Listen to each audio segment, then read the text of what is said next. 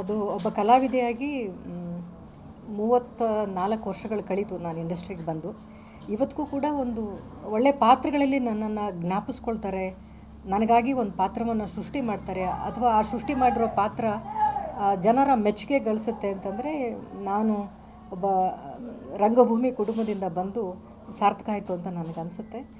ರಾಮು ಅವರು ಕೂಡ ಈ ಚಿತ್ರದಲ್ಲಿ ಒಂದು ಒಳ್ಳೆಯ ಪಾತ್ರ ಯಾಕಂದರೆ ಪ್ರತಿಯೊಬ್ಬ ವ್ಯಕ್ತಿ ಇದು ಅವರಾಗಲೇ ಹೇಳಿದಾಗೆ ಇದೊಂದು ಕ್ರಿಮಿನಲ್, ಅಂದರೆ ಒಬ್ಬ ವ್ಯಕ್ತಿ ಹಾಗೆ ಕ್ರೈಮ್ಗಳನ್ನ ಮಾಡ್ತಾ ಹೋಗ್ತಾನೆ ಅಂತ ಅವನಿಗೊಂದು ಟ್ರಿಗರಿಂಗ್ ಪಾಯಿಂಟ್ ಇರಬೇಕಲ್ಲ.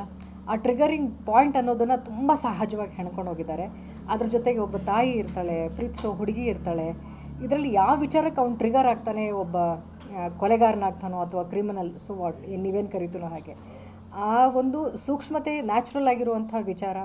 ಈ ಥರದ ಒಂದು ಪಾತ್ರಗಳಲ್ಲಿ ನಾನು ಇರೋದು, ಕ್ಲೈಮ್ಯಾಕ್ಸಿಗೆ ಲೀಡ್ ಆಗುವಂಥ ಮುಖ್ಯ ಪಾತ್ರದಲ್ಲಿ ನಾನು ಅಭಿನಯಿಸ್ಬೋದು, ನನಗೂ ಖುಷಿ ಇದೆ. ಗ್ಯಾರಂಟಿ ನ್ಯೂಸ್, ಸುದ್ದಿ ಖಚಿತ, ನ್ಯಾಯ ನಿಶ್ಚಿತ.